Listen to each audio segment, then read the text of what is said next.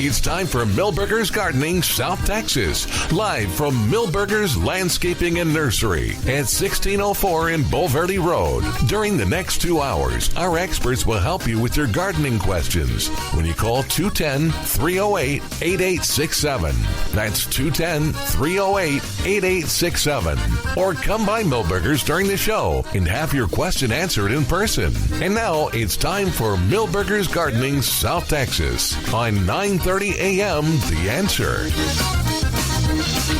And welcome to Milberger's Gardening South Texas on 9:30 a.m. The Answer. Milton Glueck along with Dr. Calvin Finch. Can you hear okay? You got it? Yeah. Good. And Mark Peterson, ready to talk gardening with you, help you with those gardening questions. It's absolutely gorgeous out here at the all the different colors, the lantana. I'm looking at the zinnias. Is that what? Oh yeah, those zinnias back there, by the going into the cash register area. Those are spectacular. I like my yellow Zahara. Zinnias are in the front there. Huh.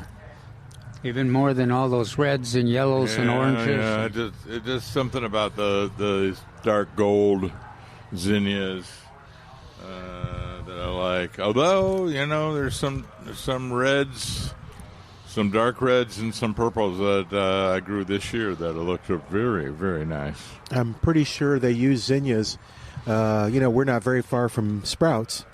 And in that parking lot, there's a whole corner that's just beautiful. It's the oranges and the yellows and the reds, and they're in bunches and just spread out throughout the thing. And it's like, it looks gorgeous. It's a great landscape plant. For the summer, yeah, for sure. So upon your advice, I'm deadheading the zinnias that we put in the thing, and I put them in a bag, and I'm just shaking them up. Well, if you want to get them to bloom before the winter comes, you need to get them in the bare against the bare soil. I will do so. Or you can wait till next spring. Nah, I'm gonna try. Yeah. But I thought, is that a good way to kind of get the seeds knocked off, or do I do your thing where I pull them with my thumb and they'll just come off? They either way works. Yeah. Okay, good. Even if you just go. Yeah. When you don't have a lot of garden space left or container space, you just go and you deadhead them a little bit, shake some of the seed off. And then put the rest in a pile or in a compost, because the birds love them. Good. Yeah. That's good, I guess. Love the seeds. They love the nectar. So it's a great plant. Did you have a question? Can we ask it on the air? We're doing a radio show. Come on, you'll do great. You'll do great. Here, come up, grab the microphone. Here you go. We said you and not him. You're going to do great. Okay, well, welcome to the show. You're on the air, talking the mic. What you got going on over there? Well, hi, gentlemen. Thank you for having us. We've got some cedar elms that are probably about 15 feet tall, but they're starting to get some lichen appearing substances on the leaves. I'm sorry, some what? Some lichen. Is that how you pronounce it? Not on the leaves. L-I-C-H. Or not on the, yeah. No, yeah, it's L-I-C-H-E-N. Yeah. So lichen. I've got some pictures. Okay. Oh, yeah, pretty. It seems that it is actually starting to compromise the tree. No, it's not. It's not. No, it's not.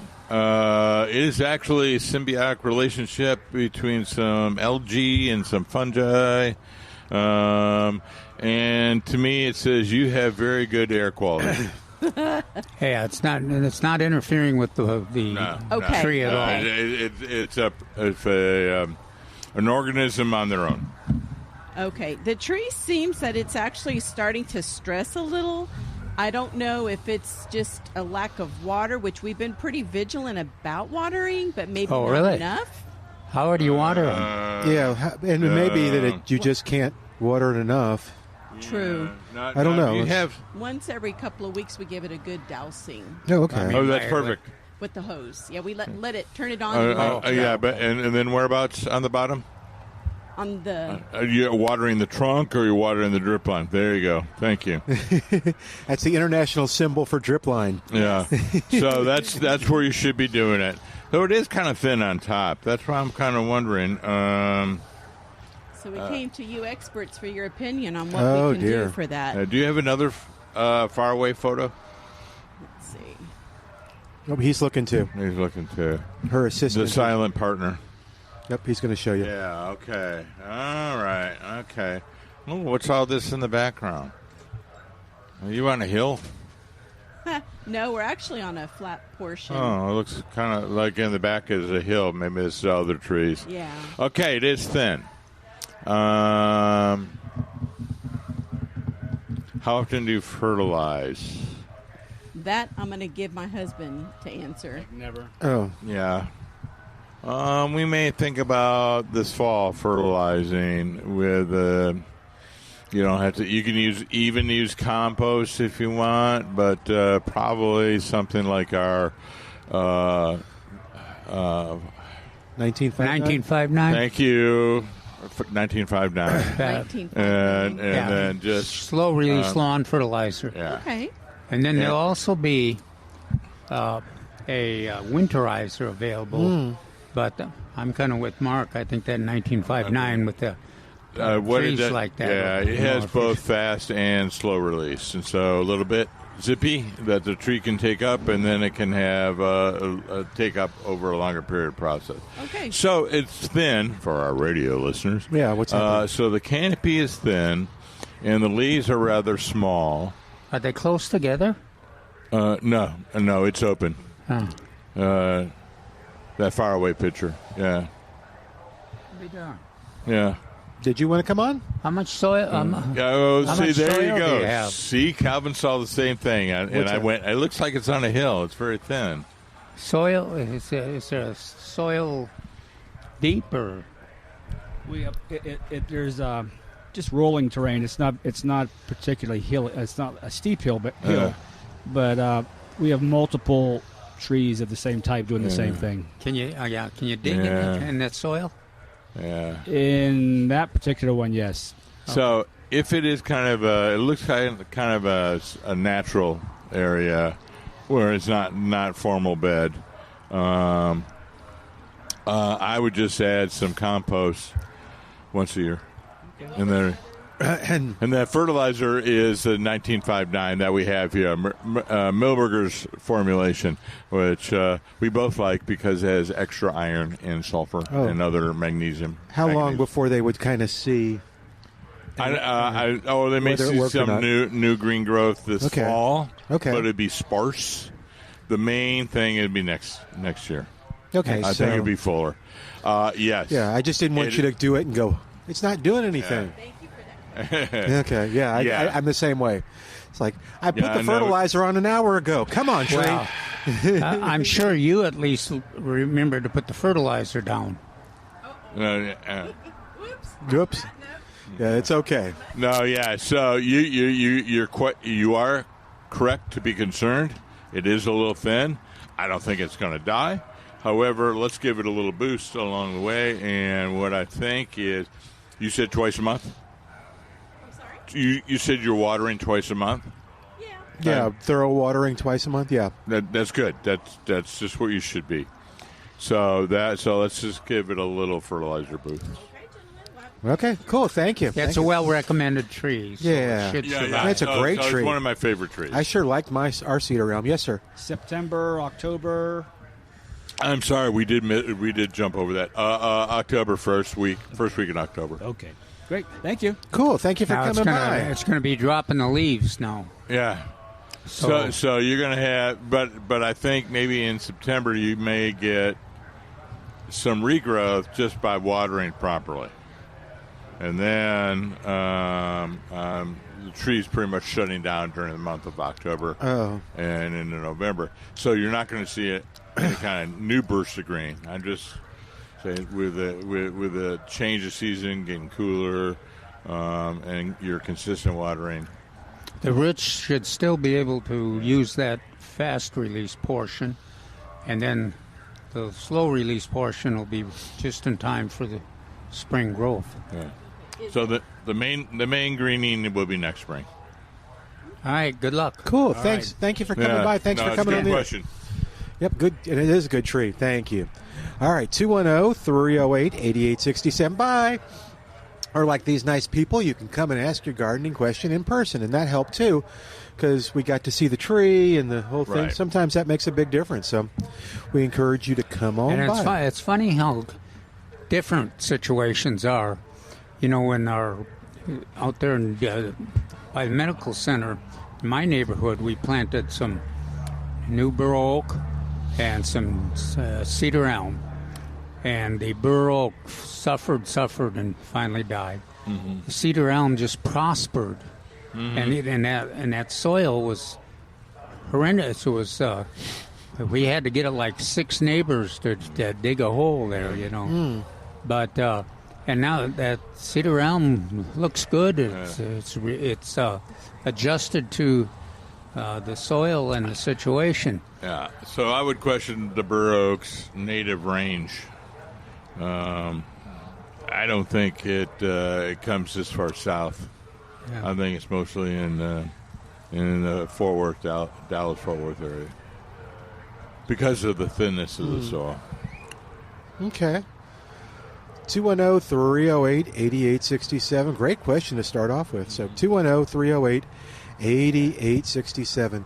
Hey, James, if you're listening, I want you to know that this morning, and this is kind of a cool activity. It's almost meditative. It's like mindfulness almost.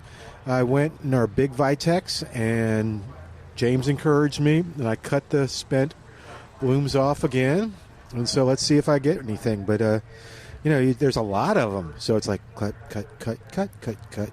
Took about probably 20 minutes to cut them all off. I hope there was good ones. But, yeah, James encouraged me with his story. So I wonder if he's cut his off, too. He'll call us. I wonder if he got rain yesterday. See, that's one of the first things I was going to ask you all. Did you get rain? I did. A little. Yeah. I got at least 1/10 of an inch. Oh, wow. So it was further west and further east. Mm-hmm. It was in the Seguin Church area. Yeah. The Church Cibolo area. And...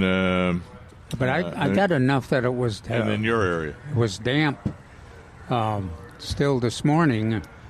When I left, you could still see that there had been some rain. But I have to admit, on the containers, like the porterweed and some of those, even zinnias with the big bundles of plants in limited size containers, they already were showing a wilting from the sun and the heat, even though we got that 1/10 of an inch. No, we I don't know. It looked like, again, I know that this makes people mad, Mark, but it almost looked as if you watched it. It got to the north of the city, or what's this big road here? I don't know. Anyway, big road, 1604. Yeah, I know. But yeah, it looks like it kind of stopped there and didn't come into, because there were some big old showers. You could see them as you drove north. Them and nice lightning. Oh, I didn't see the lightning. Oh, there was some. Well, maybe because I was looking northeast, I saw most of over in that area. Well, they were interesting showers. They reminded me of the rains up north rather than the Texas rain. I mean, because it was big drops and a lot of space between drops, and then it would get thicker. So it must have been right on the edge of the clouds and on the rain showers. But it was still exciting. It's funny. Oh, it's wonderful. Yeah, because you're watching it and it's graying up, and then you see this. You can see the showers. They're kind of in between, and then you've got one cloud that looks like a shark, and you're kind of going cool. And anyway, I think it was one of your cumuluses. Looked like it had a dorsal fin and everything, and his mouth was open. But we didn't get much but a little windshield action. I was out. I didn't even turn the wipers on. I was weeding in the. Oh, were you? Okay. In the zinnias, and my helper Tilly, when the rain started, she said, "Wow, I could almost hear her expression. Why are we staying here, Dad? It's raining. Come on, let's go in." And this is coming from a Scottish heritage dog. Yes. Oh, so they should... No. West Highland, yeah. Scottish. West Highland Terrier? Yeah. I guess you're right. Yeah. So, She's disrespecting her heritage. Oh, by not going out in the... No, she's. I interpreted it different. I thought she was watching out for her daddy. Oh, well, okay. Okay. I think she was saying Dad doesn't seem to have enough sense to come out of the rain. Yeah. There you go. Yeah. There you go. I still love him, but gosh, he's not very smart sometimes.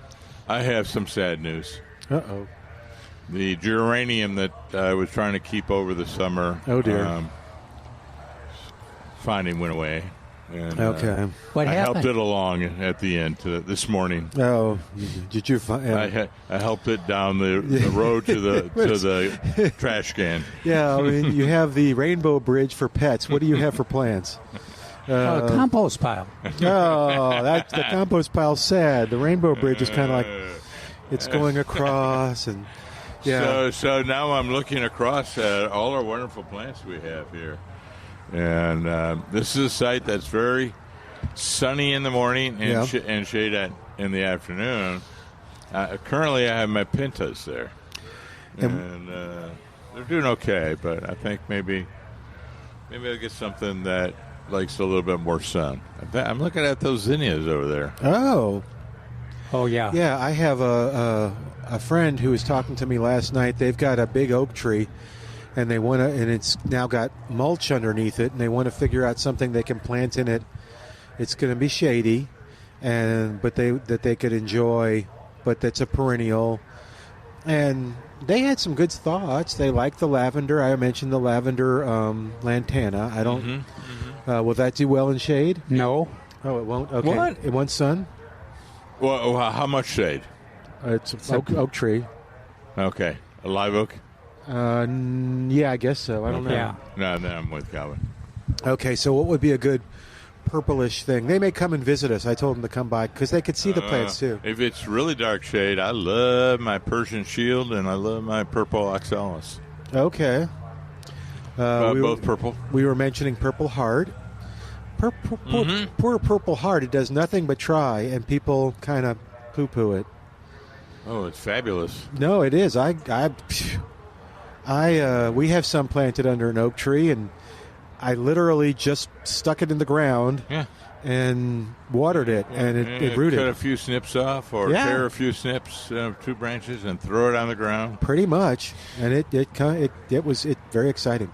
So, okay, Persian shield, and is that tall, or is it? Yeah, that's a little bit taller. Okay. The purple oxalis would be lower to the ground with a pink flower. Okay. What about the Ruellia, the dwarf Ruellia? That would be good. That's good for shade. Yeah. Will it spread? I know it doesn't throw its seed. Well, fill in an area, but I never think of it as spreading very much. It's not. Well, the as opposed to its cousin. Yeah. Yeah, the full size. Yeah. Yeah. But now these guys are pretty tame. And by the way, did you see that we got several flats of, or I guess 1 gallons for 6 of the pink dwarf Katie Red. Oh, no. Where are they? They're over there behind me. Okay. Second row, I think. And I say that because we had numerous quantities or significant quantities of the blue, white, and pink. And guess which one sold out the first in a week? The blue. The pink. The pink. Oh, really? That's why it was surprising. That was the first. That is surprising, yeah. Yeah, because I would have picked blue. Well, the white. The white is pretty spectacular. I like the white. But I definitely would not have picked. Pink is not my favorite. Pink. But they did, and we ordered some more here. Had some more ordered. And a lot of folks seem to like it. Yeah, so lots of ideas. Hey, let's take a quick break. 210-308-8867 is our number. Call us with your questions, and if you're listening, my friend, call us and ask some more questions. The guys may want to know a little bit more, or come by with a picture of how much shade there is. That would be helpful, too. 210-308-8867. Milton Glueck, Mark Peterson, Dr. Calvin Finch, sitting on the porch at Milberger's, talking gardening with you. 210-308-8867, or come by at 1604 on Boulevardy Road on 9:30 a.m. The Answer.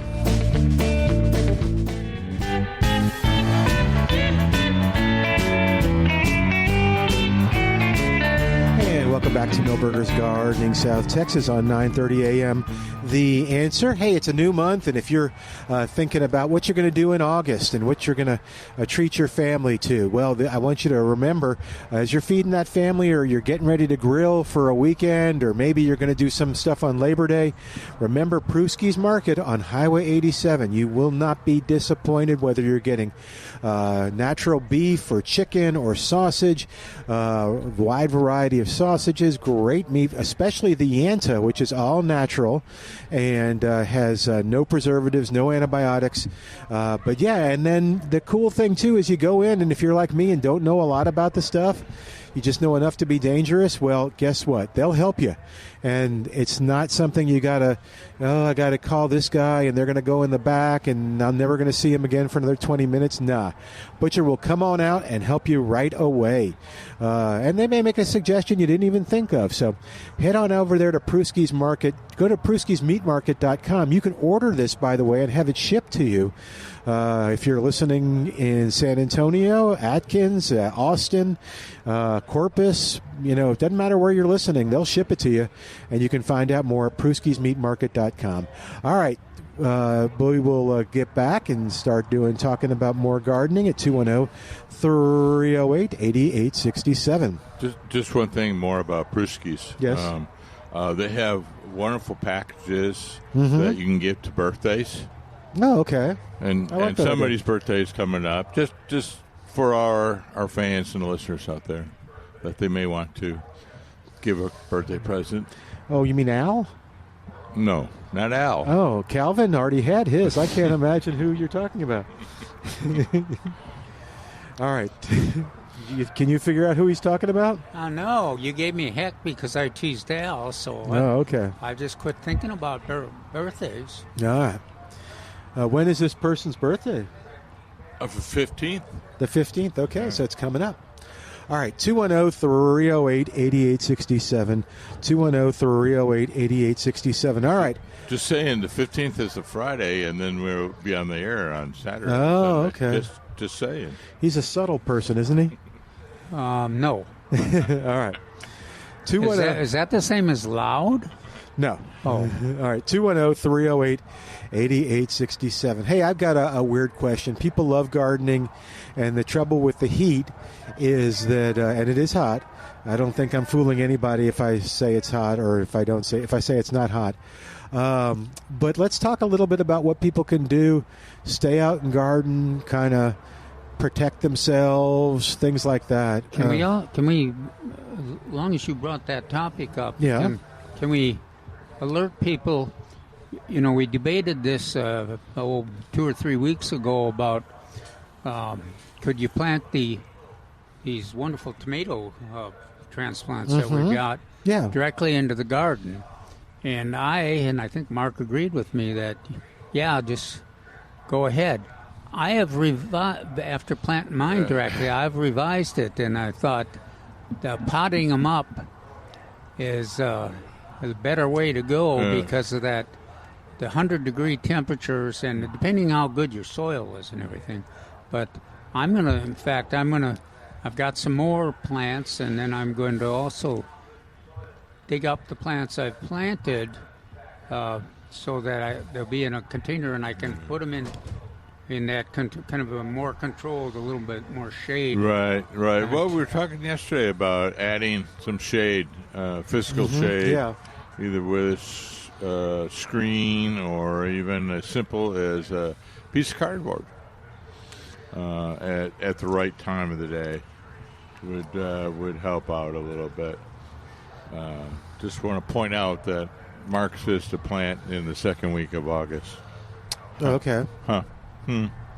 Well, you think it's going to be cooler? No, I think no. I think he likes to plant near this guy's birthday.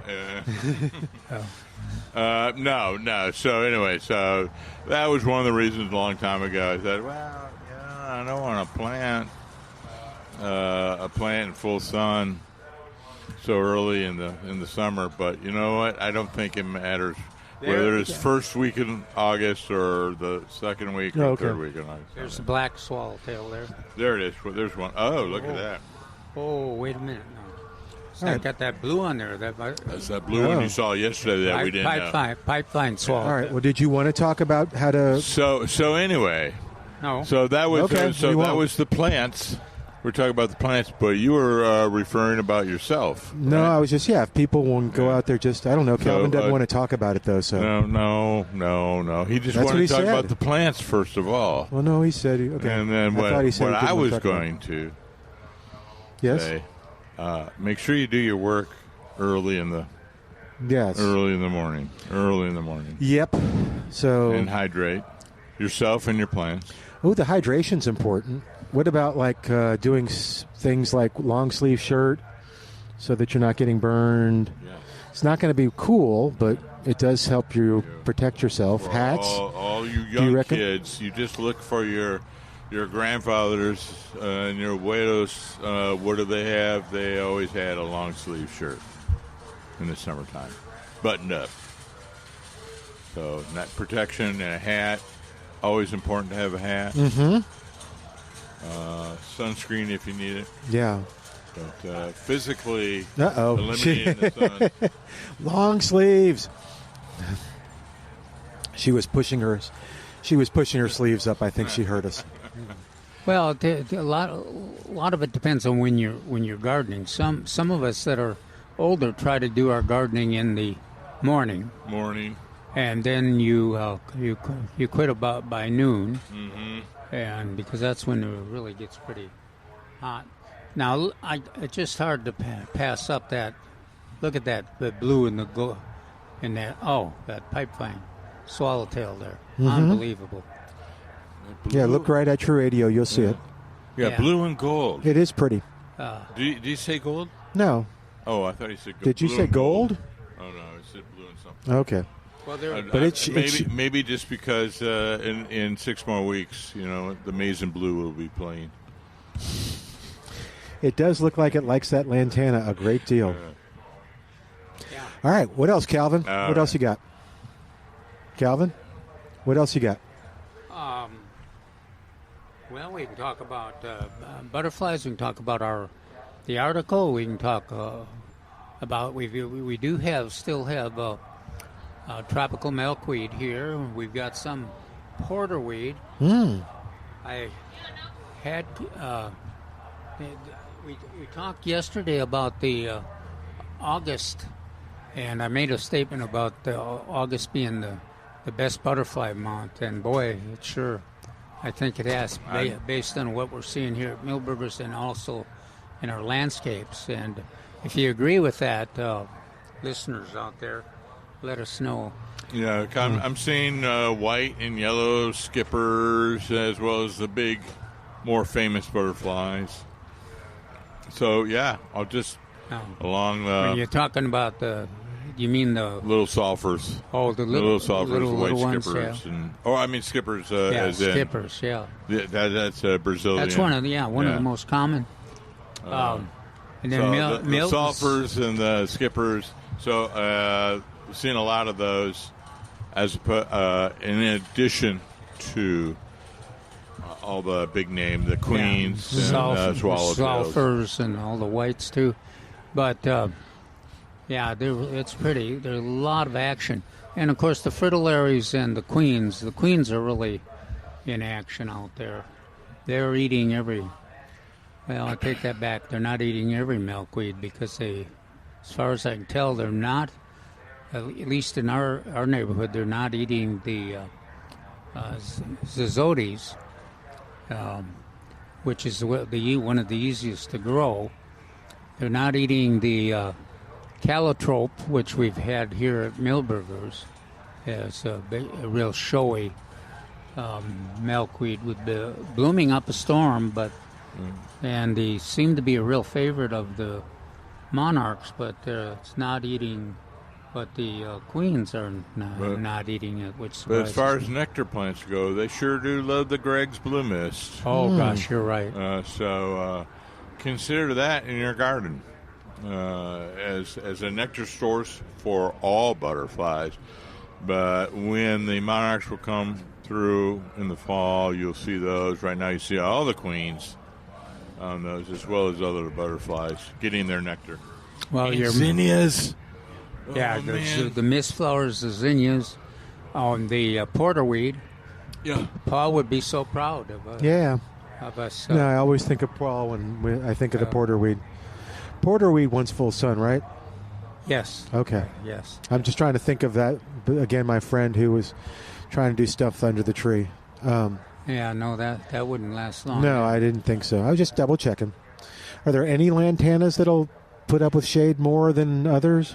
That was the basis of the disagreement. Okay. So the blue lantana, the blue and white trailing lantanas, does accept a little bit more shade.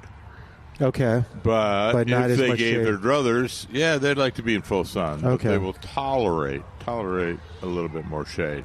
Now, our regular lantanas, they really want to be in the full sun. Now, I will tell you that, like under our big oak tree in the house, I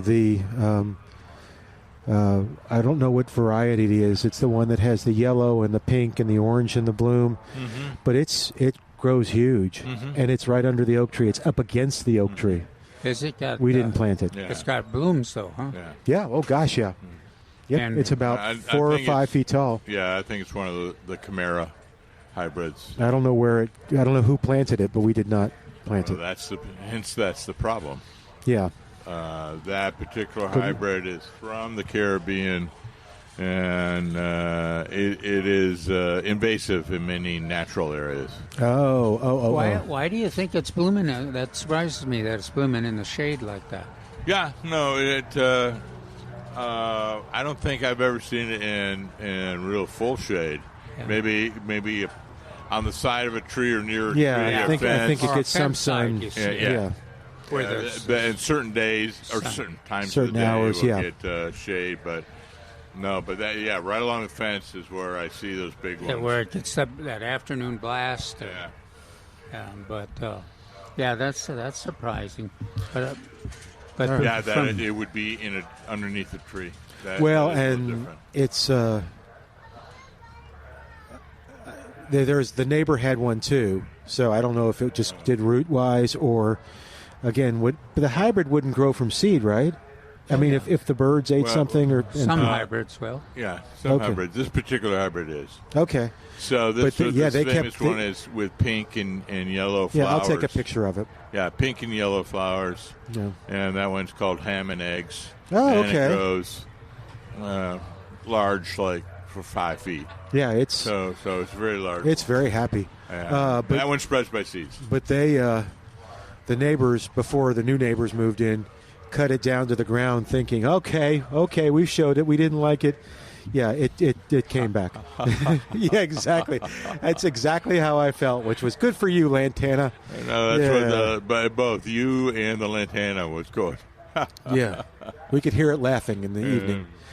And I don't want to jinx it, but we wanted to put some. I mentioned the Purple Heart by there. Yeah. We wanted to put some blue plumbago to kind of create a break. Yeah. And so I was cutting and sticking, and root hormone and then sticking, and did about 8 of them. 2 of them are going gangbusters, which is cool. Yeah. The other ones just died. It's just so hot. Yeah. I'm always reminded Karen Guz, the vice president of conservation at SAWS. She'd always complain to me, or exclaim to me, not complain to me. Okay. Explain. Why did I ever plant blue plumbago? Oh, yeah, I can understand that. Because in certain areas it will get out of control. It does. We probably planted 2 in a bed, and that bed was probably, when we first planted them, it was probably this size twice with the table. So what is that, 3 by 6? So it was probably 3 by 12 in like 2 years. With freezes, with everything. It was full. There was nothing else growing, which is interesting because cats and dogs love blue plumbago. Cats especially. Roll in it. They like to hide in it. Yeah. So that's what we notice. All right, let's take a quick break. While we do, give us a call. Marty, we're looking for you, man. Want to know how you're doing. 210-308-8867. Back in a moment with Dr. Calvin Finch, Mark Peterson. I'm Milton Glueck. Uh-oh, that butterfly, that little yellow guy is going to get some of that water, some of those minerals, huh? Oh, he just landed. All right, back in a moment on 9:30 a.m. The Answer.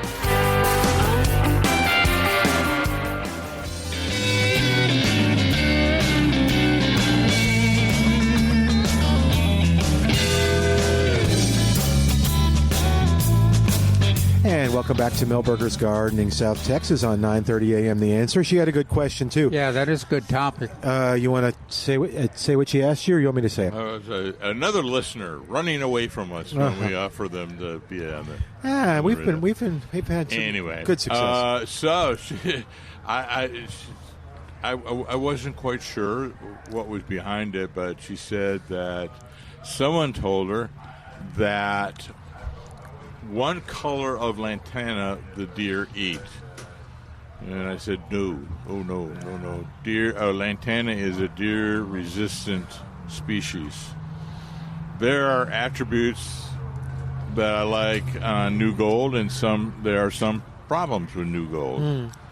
It gets lacebug sometimes. Okay. But I never heard of any lantana being desired by deer. Oh, okay. I haven't either, and I've grown most of them and never had it. But you get into a pattern, and there's been a lot of new selections that have come out. So if anybody has had a different experience than that, you can let us know. But I'm kind of with Mark. And then when you read about lantana and the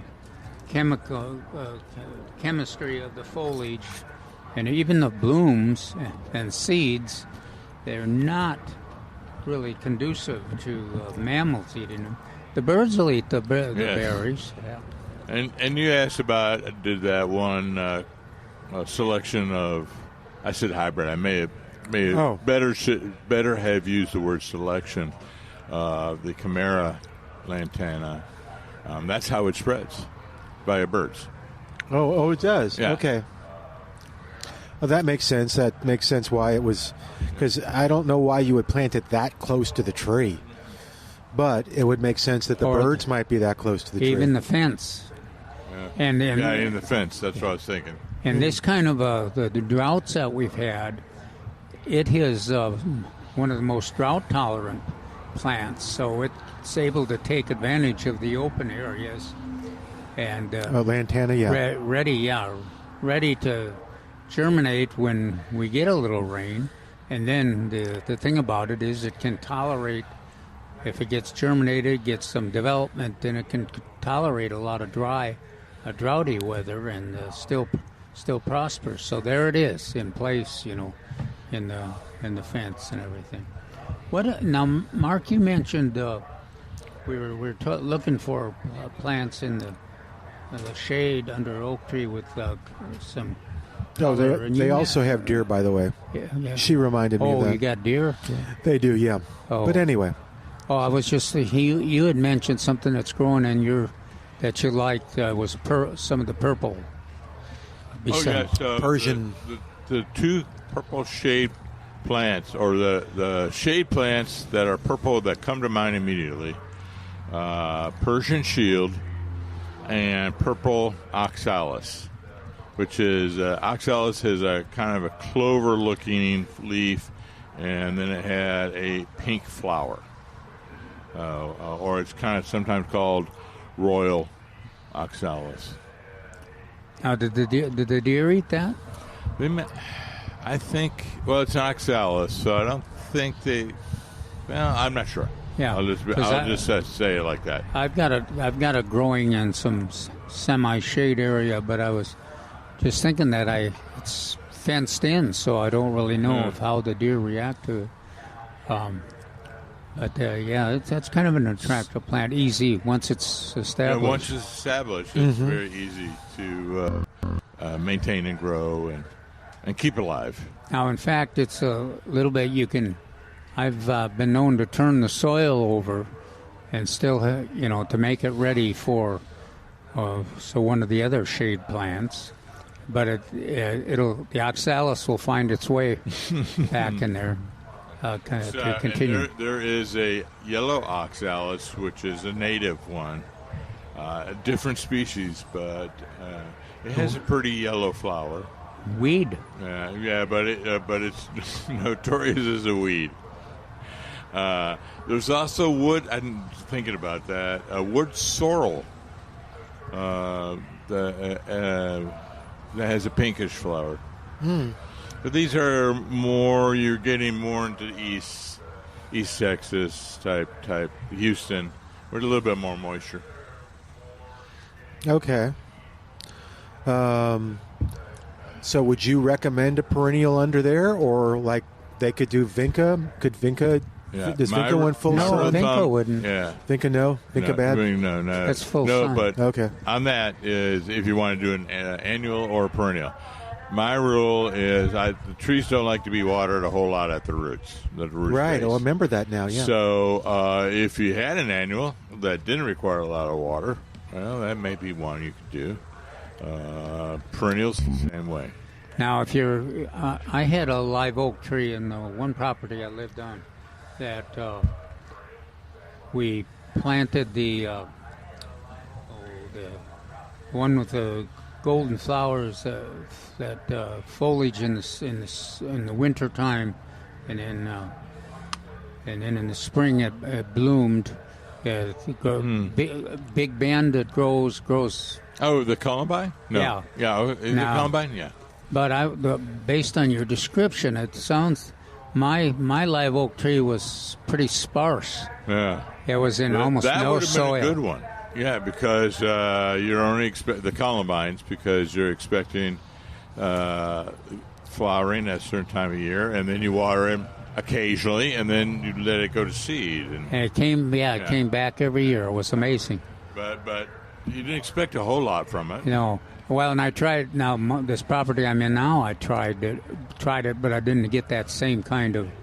I don't know if the was too much shade, or if the was not enough water, or the soil wasn't. They're kind of wimpy. So there was a recommended gold yellow color, and then the native color, I think, was kind of a dark red and yellow. Yeah, Canadensis. Yeah. So anyway, but I like them. I kind of forget about them because they're like, oh, look at those nice flowers early in the spring, and then I guess the foliage go away.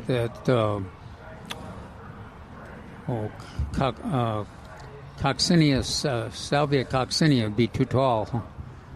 I don't know. See, I like that in the shade. How tall is too tall? How tall does it get? Well, 12. It'll get 12 feet tall? No, 3 feet at the most, but depending on what the soil's like. Yeah. No, that would be probably okay at 3 feet. But it doesn't make I'm going to go with 24 inches. So 2 feet. So 1 to 2 feet was okay. 12 to 24 inches is what I was referring to. But that's a kind of a depending on the soil plant. and the water, just like Calvin said. Okay, so that might be a choice if they're listening. And I guess I was thinking of ground covers too. I like your choice on the Dorferellia. Okay. Yeah. Because even if the doesn't bloom much, it still looks pretty. Yeah, the foliage is attractive, and it's disciplined looking. So that would be a good choice. And actually, they could try the 3 colors if they wanted. I guess I would go with the straight blue, but some people have had good luck with the 3 colors. Oh, on the okay. Yeah. All right, 210-308-8867. Got a few minutes before break. Mark, you had mentioned you thought people would want to talk about lawns right now. Yeah, because they are turning brown with the lack of rain and the heat, and the temperatures, and don't worry about it. Okay. They're going to... Why don't worry about it? It's August. Okay. But now the other thing is they're going to say, I've got a question like this, and should we still fertilize in October 1st if we don't get any rain and we have restrictions on watering? So our lawn won't be prospering. It won't be very green. Is it worthwhile to put the fertilizer down at that point? Yeah. What? I was going to say, stay tuned for Calvin and Mark's answer after the news. Oh no, we still have some time, but keep stalling. We have about 5 minutes before. 5 minutes. Okay. No. Okay. Well, then we'll go in. Yeah. If there has not been a lot of rain. Mm-hmm. And you don't have access to the irrigation. And irrigation because of restrictions, I would hesitate to add fertilizer. Okay. Because it's kind of a general rule. You do not add fertilizer to a stressed plant, whether it be grass, trees, or a potted plant. Okay. And that's going to be a problem for some gardeners because they want to, yeah. Yeah, they always answer one of the answers to it's not prospering is, well, I'll add some more fertilizer to. And in that situation, it won't answer the question. It won't make the grass perform better. The words that I hate most of all. What do I feed my plant? Oh. Plants feed themselves, folks. We add fertilizer and nutrients. Oh, okay. And so get that out of your lexicon. So if fertilizer doesn't feed it, what does it do? I'm sorry? If fertilizer is not feeding it, what does it do? What's a better way to describe it? It adds the nutrients for the building blocks of food. Okay. That the plant makes itself. Oh, yeah. But if it's in a situation like we're talking about, where the plant is not capable of bringing in the nutrients, what it does, it just sinks into the soil or flows off in the rain, if rain ever does come, or it's just wasted. These molecules and ions are brought into the plant passively and actively through the roots. And the easiest way to get them to the roots is via water. Okay. So that's why sometimes it makes the water or the absorption of water worse because they are salts. Oh. Some of them are salts. And so a water will always go from low salt concentration to high concentration. So it's actually going out of the roots. So sometimes people see they have burning on their plant, burning on the edge of the leaf. Right. In either indoor or outdoor. Well, that is because there's too much salt in the soil and not enough moisture in the soil to allow the roots, the nutrients to go back into the roots. But I thought, too, you could see yellowing if there was too much moisture. That is true. Well, okay. Yeah. Or not enough moisture. Yeah. Right. So that's always the problem. Now, we can basically guess one or the other when we see the leaves. Oh, really? Wow. Yeah. That rust that everybody been talking about really I don't think was rust. I think that potentially was burning from fertilizer that normally would have been spread out by moisture if there was adequate moisture. Wow. Well, so you're telling me, this is interesting, this is new, if I understand it correctly, that although the symptoms are similar for overwatering and underwatering, they are not exactly the same, and if you really examine them, you can tell what the problem is, or are you telling it by the soil? Well, yeah, if I have access to the soil, I can tell by that. That's why first thing. But a lot of times they bring leaves in to Calvin and I, and then we look at them. That's one of the reasons when you keep saying the photos help. Yep. Yeah. That's what the photos sometimes, if you get the environment, like the tomato plant and the environment around it's it's hard to describe. Okay. But if I would describe it, it would be a yellowing that's soggy looking. Oh, how interesting. The leaf is soft, and there are gradations of yellow and brown. Okay. Whereas if it's lanivar, it's interveinal, and that is the tissue between the veins is brown and yellow. Okay. And then there's an edge to it. Hang on, we're going to go get you caught up with the news. Be back after this on 9:30 a.m. The Answer. We're back with Milberger's Gardening South Texas, live from Milberger's Landscaping and Nursery at 1604 in Bulverde Road. Come out to visit or call us at 210-308-8867. That's 210-308-8867. And now back to Milberger's Gardening South Texas on 9:30 a.m. The Answer. And welcome back to Milberger's Gardening South Texas on 9:30 a.m. The Answer. 210-308-8867, or come visit Mark Peterson, Dr. Calvin Finch, and myself, Milton Glueck, here at Milberger's at 1604 and Bulverde Road. We'd love to talk with you in person and find out what's going on in your gardening world. Let's see. Do you want to talk about what you found out there? We got the tomatoes. You talked about that. Yes, that's why I opened up my paper. Okay. You're so good at reading me. Anyway. Okay. So we've been mentioning that we have tomatoes here. Mm-hmm. And we have lots of different varieties. Some of them that I hadn't seen in a long time. Heat Master. I mentioned this yesterday. So I haven't seen that one in a long time. And announcing BHN 968. Yep. I got a long sought after small tomato. How about Phoenix? Mm-hmm. What? We have Phoenix out there? Oh, yeah. Oh. Yeah. You mentioned that yesterday, I thought, because we were talking about the names and how they related to being heat setters. So Phoenix, Hot, Heat Master, Heat Setter.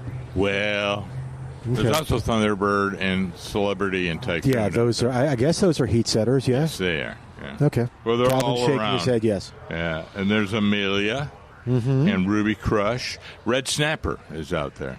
There's a couple red snappers. So quick, and a couple plants that are called patio. Tomatoes. Just called patio. Patio tomato. Yeah, and I'm assuming they'll do well in a large container. Okay. Well, it depends on your definition of large. You're doing well. Yeah. They're very attractive, and they're successful in a container. Do you know this one? Oh, yeah. Oh, okay. Well, It's I would pick a lot of the other ones before I pick patio. Well, Chalmette Burt's on the line. He wants to talk a little bit about tomatoes at 210-308-8867. Hey, Bert, welcome to the show. What's going on? How are you doing, and where you at? Where you at, Bert? Well, I wanted to say something what I learned about tomato plants when I was living in Louisiana. It's I would buy Christmas ornaments when they were out of season. And when the tomatoes were green, I would hang green ornaments so the birds would need them. And then when they turned red, I would put the red ornaments on them because they would come and peck at the ornaments first. Huh. And then they'd think that those tomatoes were ornaments, and they wouldn't go for them. Did you, Bert? Did you ever think that going through that process was not worth the effort? No, I always loved it because I love tomatoes. I'm from New Orleans. I love a fried green tomato sandwich. Yum. Because I always found it was not easy to put the ornaments on the tomato plant. Yeah. And when they're younger, or when they're bigger, or just in general? Just in general, yeah. Because if they're younger, there's not much to. Yeah, I guess you use a tomato cage. Yeah, it was just like a distractant or something like that. That's just I learned it when I was a young man. It was just like the birds would come and peck on the ornaments before the tomatoes developed. And they get discouraged, or what? Yeah, I think discouraged is the word, because they were like, well, I can't get through this. What is this? Okay. That's cool. Yeah, I think we've talked about that before a little bit. And there's some people that put CDs. Do they still put CDs in the thing to kind of scare the birds? Blow in the wind, and yeah. Yeah. What's a CD? Yeah, I know. That's the problem. You know what it is. Yeah. Unfortunately, if I said they put 8 tracks in there, you'd know what that was too. I would too. Yeah. Yes. Bert, I definitely know what. I got some neighbors that put Christmas decorations on their plants just because they like the Christmas decorations. Huh. You know, it's just kind of a thing how they decorate their yard. No, I'm agreeing with you. That's a good thing. I mean, like, look, people. If you know what, who the best conservationists are, is gardeners and farmers. Yeah. And the other question I had is for Mark specifically, because you seem to be the tree expert. Yep. All right. People say, I wanted to learn more about the capillary action of water in trees, because somebody says, oh, they can't go up so far. And I'm like, I've been to California. I was stationed out there. And I'm like, there's a giant sequoia tree that's 300 feet tall. How does that water get all the way up to the leaves to feed it? Yeah, that was a question for a long time. It bugged a lot of tree physiologists, because it's absolutely true. You can't, no matter how small you get the tube, it can only go up so far, the water. So what they found out that it's actually a kind of a push-pull situation, and out on the stomata of the leaves is such a negative pressure. It's over 1,000 pascals or millipascals. It's a unit of pressure, sir. Okay. That it actually pulls the water up out of the leaf through a negative pressure. But the unique characteristic of water is that it's able to hold this. The physical nature of water, it's able to hold a column for a very long time. And would you think it doesn't break. Oh, okay. What's that, Bert? So no, I would ask that, like, because when I was in the Rangers, we learned that when you put a plastic bag, if you were out of water and you put a plastic bag over the tree leaves, by the morning you would get almost a gallon of water. And so I'm thinking it's some kind of like a respiration type of thing also with the trees. Well, yeah, the word respiration is used for any kind of cellular activity that requires oxygen. Transpiration. Yeah. So there's photosynthesis, transpiration, respiration. The transpiration is the process of pulling the water through the tree, and then we add evapotranspiration, because of the evaporation coming out the stomates helps create the negative pressure. Okay, so it's a good thing. It's like it works in both ways. Yes. So once the stomate is closed and the tree won't do any photosynthesis, the transpiration part still continues up the tree because of negative pressures that are built up within the leaf. Okay, but not as efficient as if the stomates were open. Yeah, it's a lot of, in some plants that is switching from a growth situation to a survival situation. And that's what I was going to ask you, Mark, because like I don't think a lot of people know what the stomates are. I do. It's like why you sit under a tree in the summertime and then it's not raining, and all of a sudden you feel drips dropping on you. Yeah. So, and again, it varies by species, but that's what it is. stomates are the holes in the bottom of the leaf. These are microscopic. But you have to have carbon dioxide to make food for the tree. Right. That's called photosynthesis. Right. And so they have to be open. Well, if they're open, guess what happens? The water is leaking out. Gotcha. Okay. Yeah. So water loss is an unfortunate byproduct of making food. Well, it's just, look, that's why I look at it when I learned gardening and farming. It's just like we breathe out carbon dioxide. Mm-hmm. The trees breathe in carbon dioxide, and they give us oxygen. Correct? Mm-hmm. That is correct. All righty. So, that's just what I wanted to say about anybody that likes their tomatoes and they don't like the birds picking on them. I was talking about the Christmas ornaments. Yeah. Okay. No, I heard that a long time ago. It may have been from you, Bert. I don't know, but a long time ago I heard about that. Yeah, we've had listeners who've called in, too. Yeah. It seems to... Yeah. Well, there's a lot of... when descriptions... Well, I mean, like when the birds... tomatoes, they include it. Well, when the birds peck on the ornaments, they don't get any fruit, so they just get discouraged. Yep, it makes a lot of sense. And you've done this before? You've seen this work? Yes, I have. In New Orleans, I mean, like, I can't remember if they were catbirds or cowbirds that used to come and eat the tomatoes all the time. Never had any problem with squirrels because I got a 410. Yeah. And it just, just a little tip. If I'm Thank you, helpful, sir. I'm helpful. You're welcome. dude. All right, man. You take care. We'll talk to you soon. Thank you, Bert. All right, bye now. Bye-bye.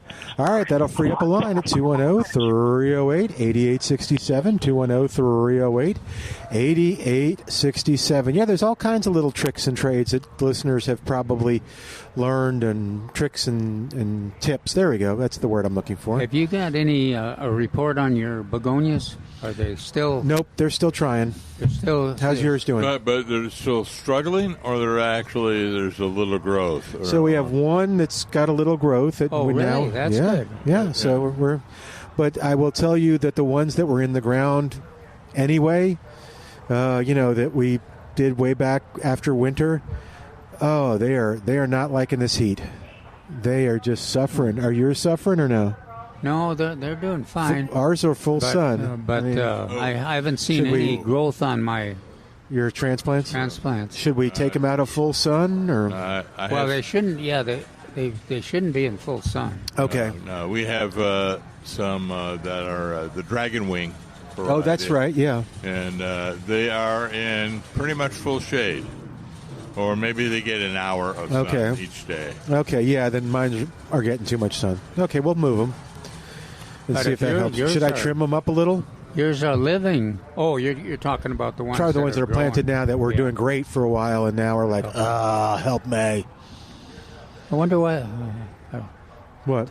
They're getting enough water, aren't they? I think so. I'm watering them every day. They're in a container. Yeah. But I'm watering every day. One of the ones, some aren't in a container, and they're just like, it's too hot, dude.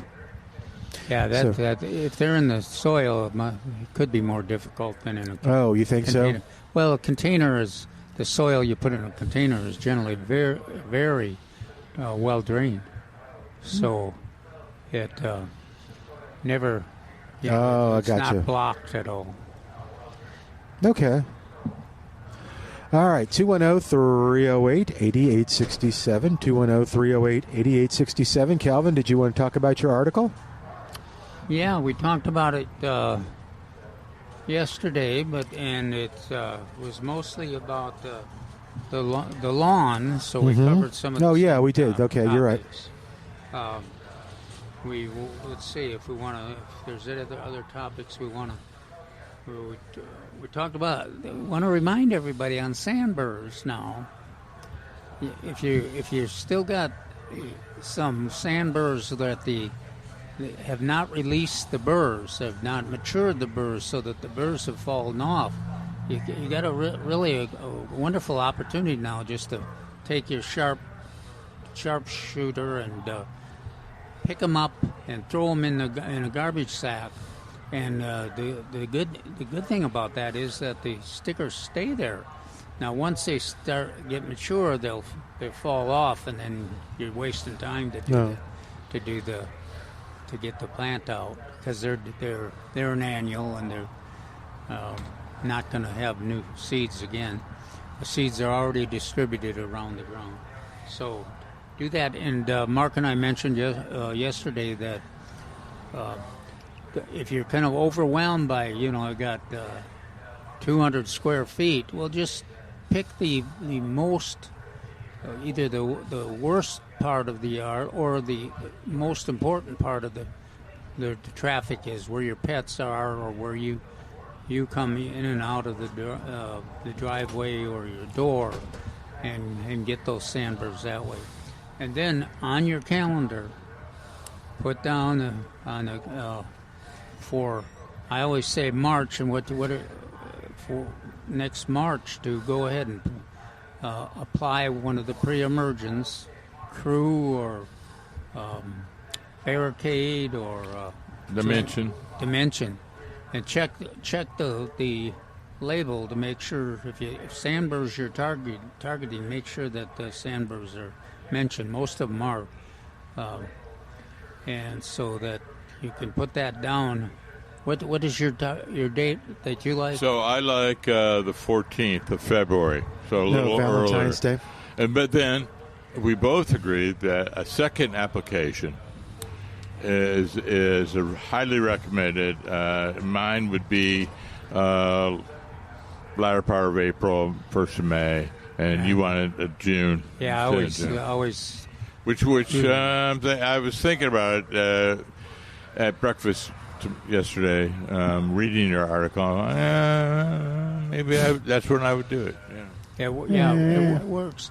But the idea is that sandburrs they're one of those weeds that the burrs will stay in the ground until a rain will come. Mm-hmm. Yeah, well, that's the reason I was rethinking it.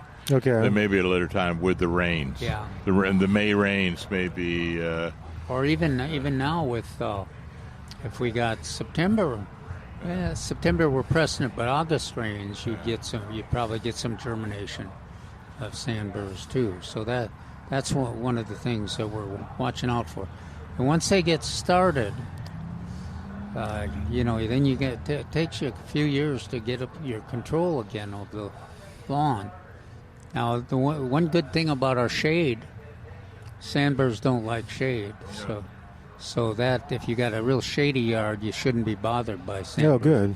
But if you have a little corner or an area that the grass isn't growing and it's hot, sunny, it'll grow there. The sandburrs will grow there. So watch out for them. I'm just rethinking my Friday excursion into Wilson County. Oh, yeah. And the stickers from the sticker I brought them back. Didn't realize it. Forgot. Well, it crossed my mind. I went, don't forget about checking for burrs. Okay. And then I forgot. I started doing my explanations and what have you, examinations and explanations, and I forgot all about it. Until I took my shoes off later at night, and I was made painfully aware of the burrs. Calvin, anything else in the article you want to bring up before we go to break? I guess the brown patch is not a real factor now. We had some experience with it. We had some gray spot incidences, but not so much. I think we had a few brown spots. Yeah, but they quickly disappeared when no more moisture came. That is if you got low spots in your yard and the water doesn't penetrate, compacted soil sometimes will even contribute to that, and then you'll get these little dead areas, or not. They're generally not dead; they're just brown areas, and then they spread. And what happened this year was they showed up. We got a lot of calls, but then they quit raining, so they just everything turned yellow and brown, So they're really not a factor on the brown patch is not a factor right now. All righty. Cool. We covered it? Good. All right, we're going to take a quick break. While we do, give us a call, 210-308-8867, 210-308-8867. Back in a moment with more of Milberger's Gardening, South Texas, live from Milberger's Landscaping and Nursery at 1604 and Bulverde Road on 9:30 a.m. The Answer.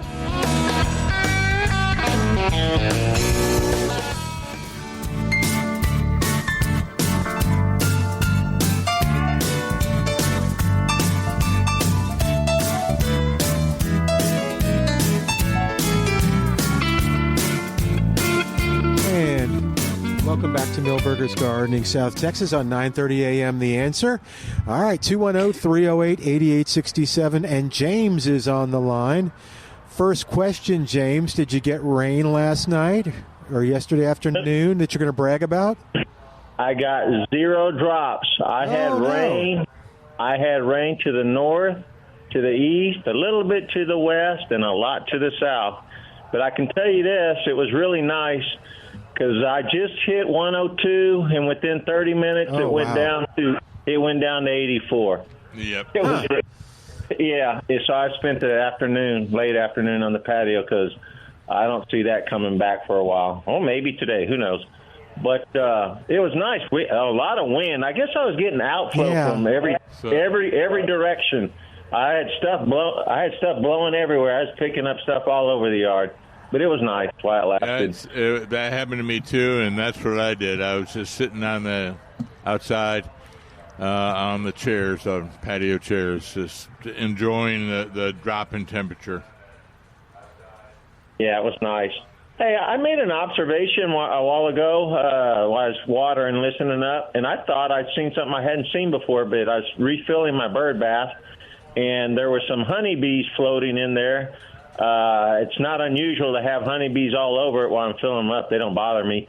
But I thought, wow, these things have drowned. They were floating on top. Now, I just walked over there before you picked up during the commercial, and they're gone. So I guess they were just floating on top having a good time.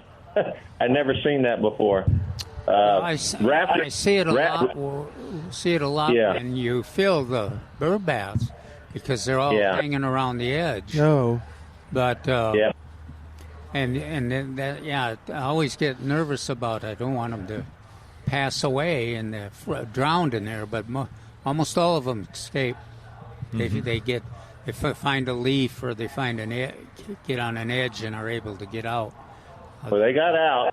Yeah. Okay. Well, to answer your call on the Vitex, Milton, because I hadn't thought about it since I pruned them back. I guess it's 2 weeks ago, maybe. Yeah. So I went out there and checked, and there is some new bloom spikes, but they're very small and very few. So this is the third go, if you will, on the bloom period. It doesn't look like it's going to be as heavy as the first two, but I guess that's to be expected. I'm assuming. Oh, maybe so. Yeah, that makes sense. But yeah, I was looking at it this morning. I was, kind of in between doing stuff, and I thought of you, and I thought, okay, I'm going to cut these guys off and see what happens. James and I will run this experiment. Yeah. Anyway, I really like the plant. I've never had a Vitex before. I've seen them mature. Where I used to work before I retired, they were all over the place. I mean, they were pretty good size. But yeah, it's a nice plant. What I wanted to tell y'all is on that not comment, when I told y'all about this website I found by accident called raindrop.farm, and so I've loaded the app on my phone, and I came across this by accident earlier in the week, and you punch in your address or whatever, and it'll tell you how much rain you got, and I just found this feature. It'll tell you within the last 12 hours, 2 days, 3 days, etc., and then at the end, it'll tell you how much rain you've gotten year to date, which I find really neat. So I've gotten like 23, almost 24 inches of rain thus far this year, which is phenomenal for considering the drought. Yeah. So anyway, it's a good website. I don't know if y'all checked it out or not, or a good tool, I should say. So what is it again? Raindrop? .farm, F-A-R-M. Okay. I guess some farmers must have collaborated and put it together, but I like it. And That's is accurate because when it told me when I got those 7+ inches of rain the other day, by my rain gauge, that website or app was spot on. So might want to check it out. when we get rain. Okay. Sounds good. Cool, Thanks, man. Thank you. And I'll give you a Vitex report after I do it. All right. Do y'all have the radio version of Smell-O-Vision? No Smell-O-Vision.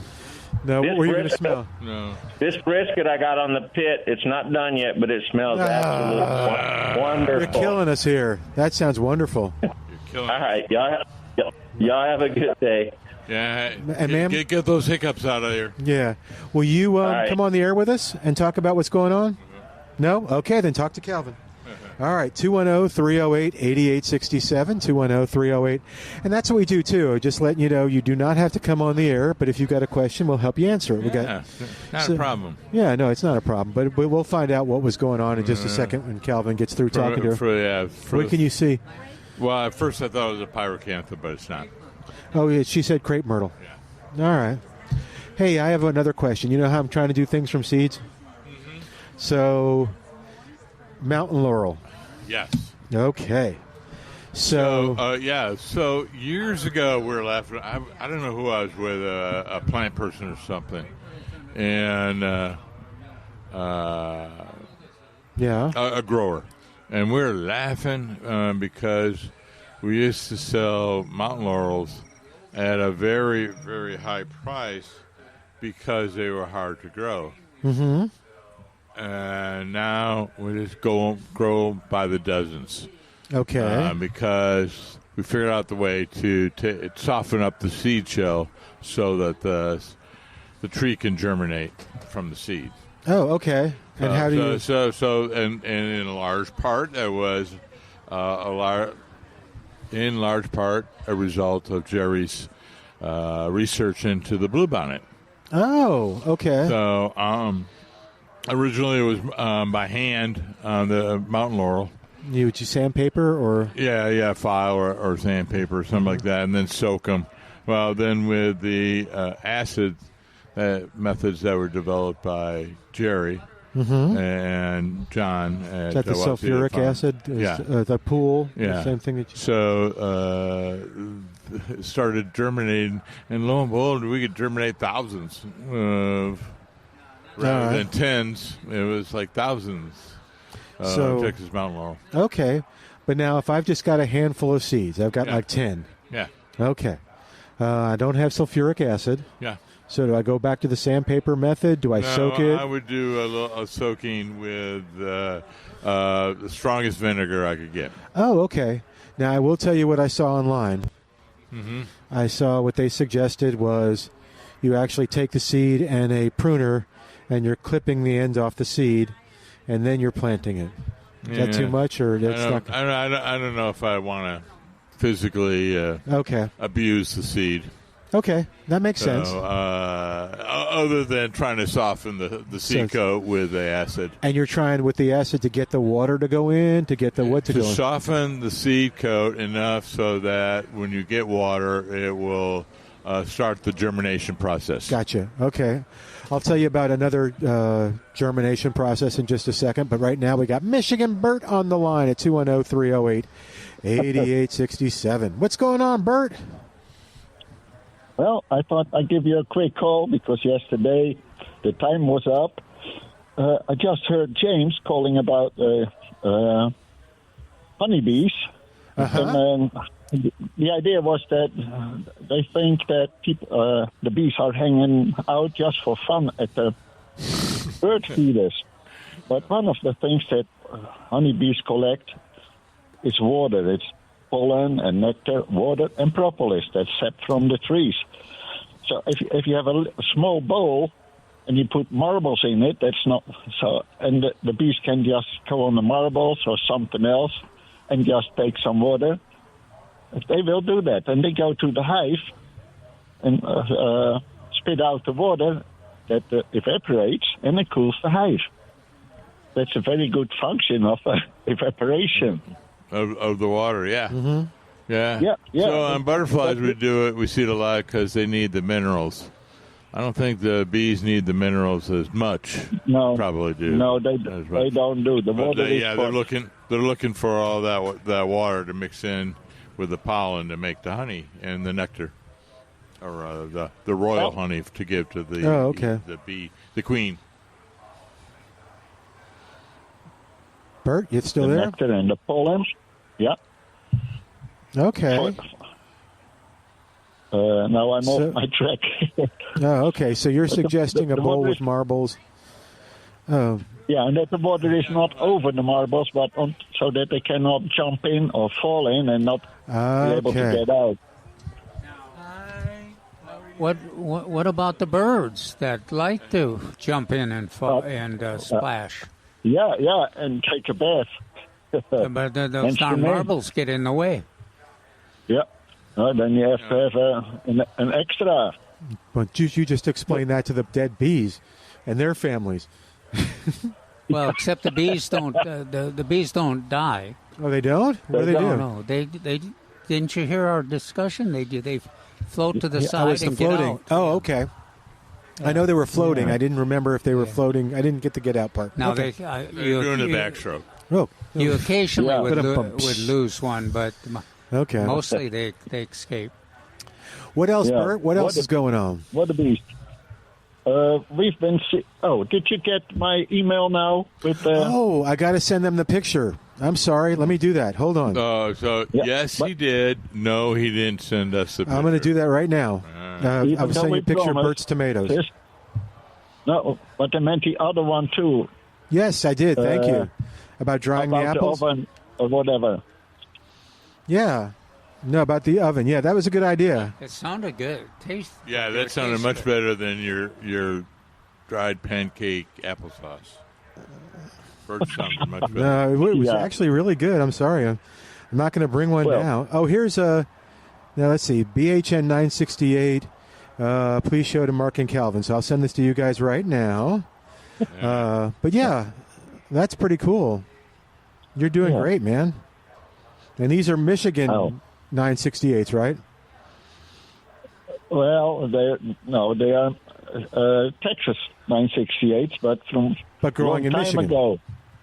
But now growing, yes, they grow here. They do very well.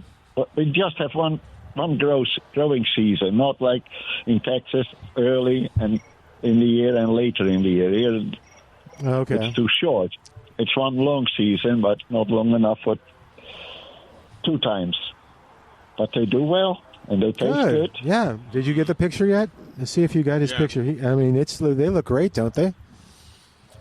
Yeah. No, and you could tell that's just a more an heirloom variety or one of the newer vine varieties. Oh, I thought it was the 968. Is it? Yes, what? 968? Yeah. Yeah. Really? Oh, wow. Yeah. Okay. Yes. All right. Shop on that. So that's why we put something for scale. Oh, okay. Oh, that would be good for scale because I thought they were bigger tomatoes too. Looked like 6 inch. I thought they were a little bigger too. I'm sorry. No, it's not even an inch. No. Let's just say that. Yes, in Michigan we grow the 968. They're as big as a Volkswagen. Yes. All right. Yeah. Thank you, Bert. Thanks, man. Bye, Bert. Thank you for the tips. Okay. Take care. Yeah. Bye-bye. Bye-bye. Bye-bye. 210-308-8867. We need to take a quick break. Then, Blake, you're up next. So you hold on a second because we're going to get right to you after this on Milberger's Gardening, South Texas. We'll talk about your Asian jasmine. 9:30 a.m. The Answer.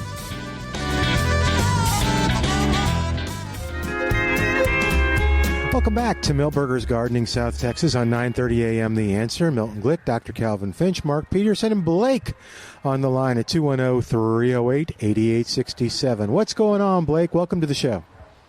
Good afternoon, guys. Thanks for identifying that China berry I sent you the picture of last Sunday. Oh, good. I wasn't going to let it grow into a tree, but it provides me privacy from the street when I'm in my man cave in the garage.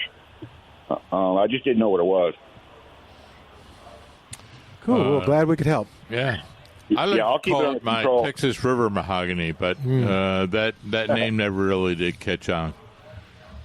Well, I don't like those trees anyway. Hey, next question. I've got beautiful hibiscus in pots, and the buds come out. They're colorful, but they will not open.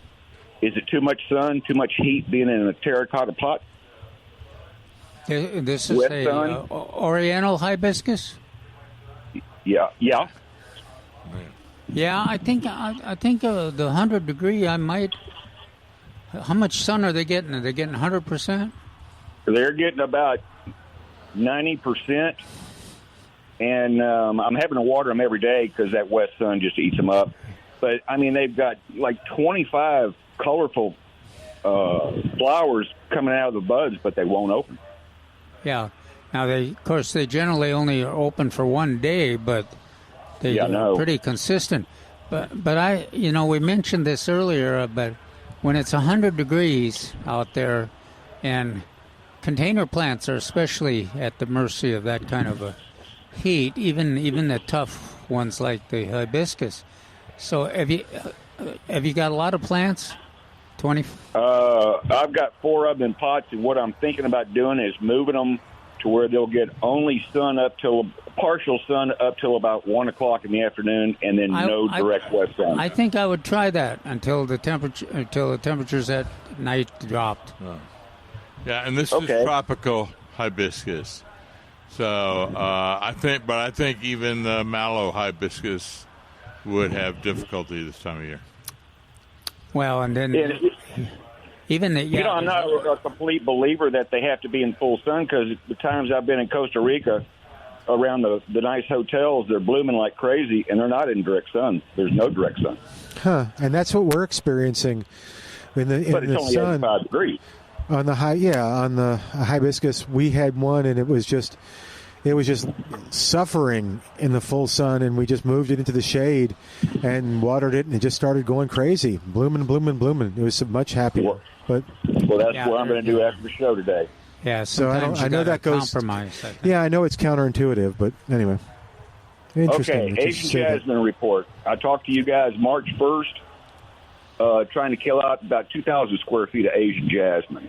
I tried Remedy on parts of it. I tried Roundup on parts of it. It didn't touch it. So you told me to weed eat it, so I weed eated it down. And when it came back, I hit it with 1X Roundup. Didn't do anything. 3 weeks later, I hit it with a 1X glyphosate, 41% in Roundup, and a 1% Roundup. Didn't do anything.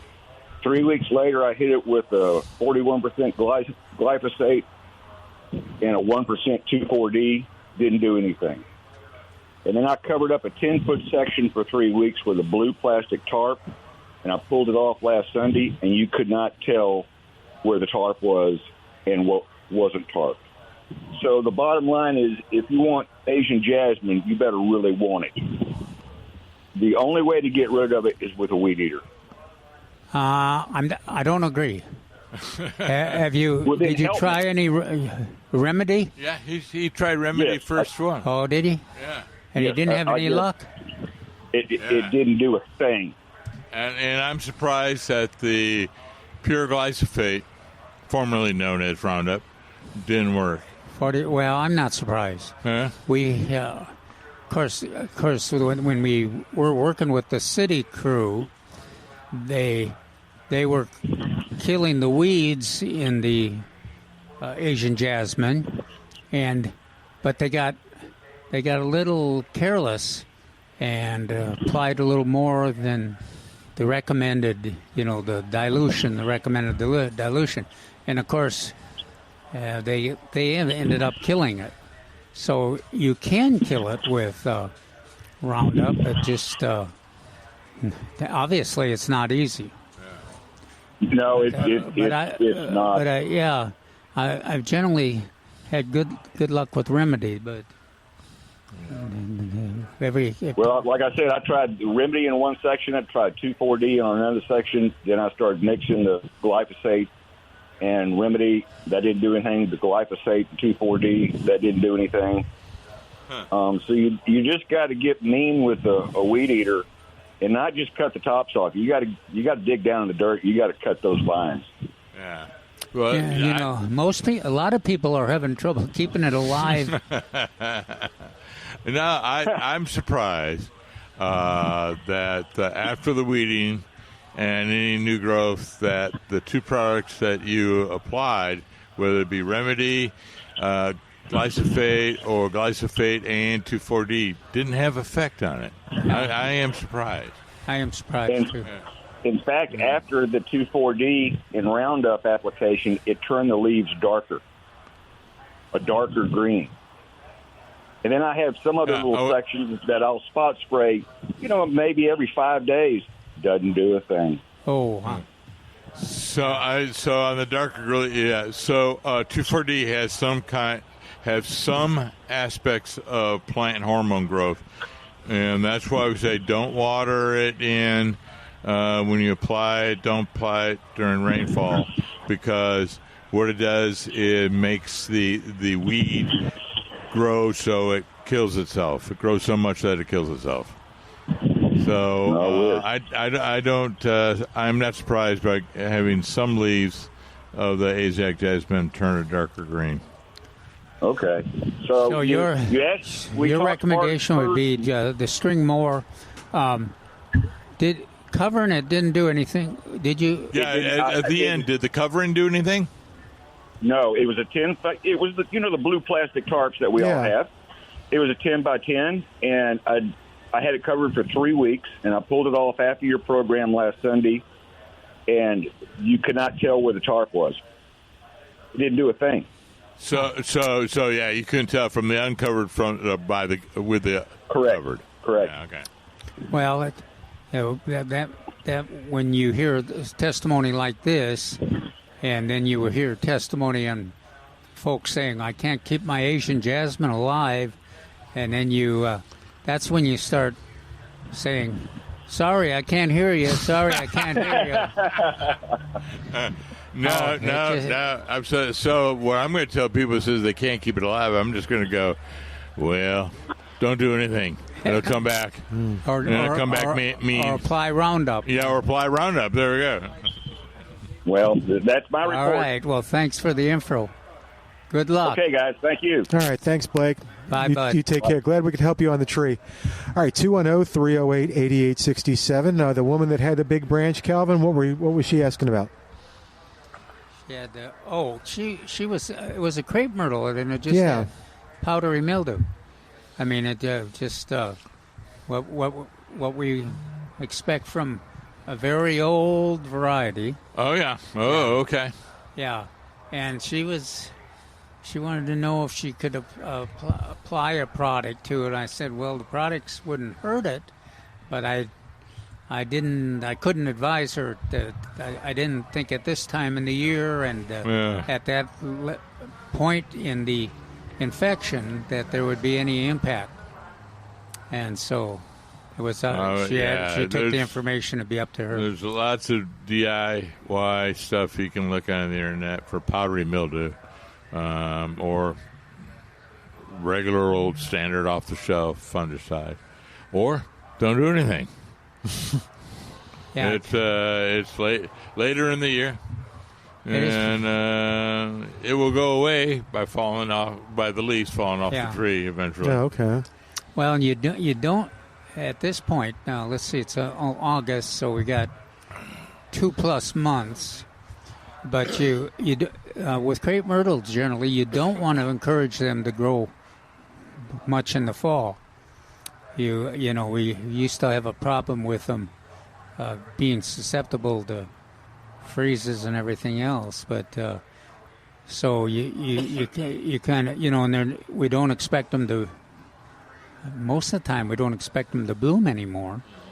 But this has been a great year for blooms, so wow.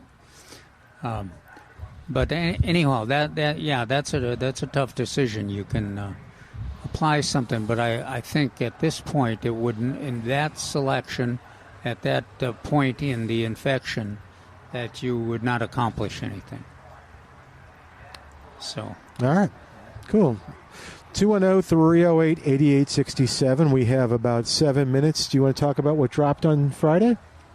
Yeah, so talking about my Go Gardening videos with Gardening Volunteers South Texas, and two new videos will drop every month on the first Friday of every month. So this month, which you'll be able to find on the website, the gardeningvolunteers.org, the Go Gardening video. One will be from Chris Park. All right. In the south of South Flores, almost to South Alamo. It's a little hidden jewel by Ruby City. And what is Ruby City? Ruby City is art complex in their thing. And it's named after the son of Kit Goldsberry with Pace Products. Oh, okay. Wow. And Linda Pace. Okay. So he died, unfortunately, very young. So it's kind of a memory. And it's a beautiful park. It has big pecan trees and some unique trees like Bauhinia, Hong Kong Bauhinia, and some Erythrina.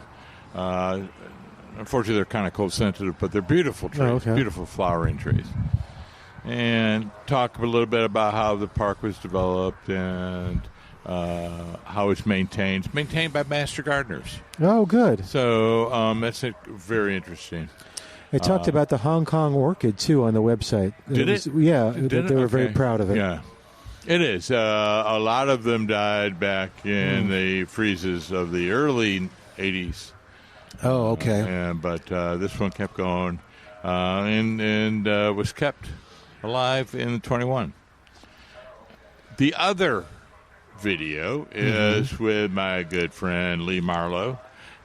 She's the naturalist with the San Antonio River Authority, the head naturalist, and talked about the North American Friendship Park, which is adjacent to the Confluence Park, which is on Mitchell Avenue.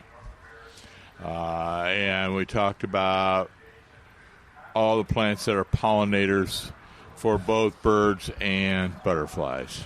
Oh, good. Okay. Or food sources for the birds and butterflies. Pollination for the butterflies. It was a joint venture with the Canadian, American, and Mexican governments. Okay. That's interesting. Yeah. So where do I go to see that?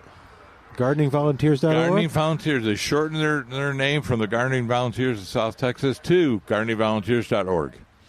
On the website, you mean? On the website. Yeah, because and then on the website, when you get to it, you scroll down and look for Go Gardening Video. Okay. And then we mentioned on Thursday evening, Men's Garden Club. The San Antonio Men's Club, yes. I was supposed to call Albert today or last night, and I never did. But I couldn't find a topic, but it will have it this month on August 7th. It's the first Thursday of every month, and it's at the San Antonio Garden Center. Yeah, right there by the Botanical Garden and on Funston. Come by 6:30 and enjoy some nice food and get-togethers, and then listen to a topic. I don't know what the topic is. You could probably go to their website. Nope. No, I already did. I spent the morning doing that. Yeah, that's why we were going to hope they called in. Yeah. Milton did it earlier yesterday afternoon, and I said, well, Milton doesn't know what he's talking about. Then I went to it, and it's not on there. Tell them when you go on Thursday. Shake them up. So I don't know who the speaker is, but I highly encourage you to attend. This is one of the foremost and first garden clubs in the San Antonio. Calvin and I remember back in the days, 40, 50 years ago, when all these generals and colonels were the founding members of the Men's Garden Club. And it was always fun to watch them ordering each other around and nobody paying attention because they're all officers. And from the beginning, they've been involved in community affairs, and they're the ones that started the children's garden at the Botanical Garden. Oh, okay. And they were all those generals and other gardeners that participated were the key factors in starting the master gardeners. Too. Yeah, and by the way, master gardeners, and then also some projects with San Antonio Water System, which Calvin and I were involved with.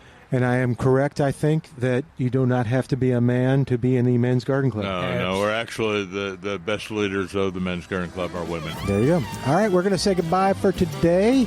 But you know what? We're back here next week, so come visit us, 1604 on Boulevardy Road, or get those gardening questions down on paper and call us at 210-308-8867. But all right, we've got lots of great tomatoes, got that BHN 968 that you've been looking for.